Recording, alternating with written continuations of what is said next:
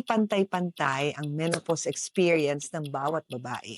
Bakit? Dahil sa maraming factors that affects yung pagbabago ng sintomas ng bawat isang babae about menopause or perimenopause. So example, genetics. It has been well studied na pag ang nanay mo nahirapan during perimenopause and menopause, malamang ikaw din will experience the same thing.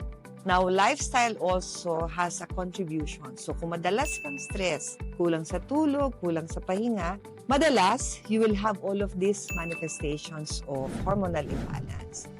Pag ikaw ay may coexisting conditions, like for example, hypertension or diabetes, pwede rin yan mag-aggravate ng sintomas ng perimenopause. So, sa totoo lang, hindi talaga pare-pareho. May iba naman, mild symptoms, may iba naman, severe symptoms.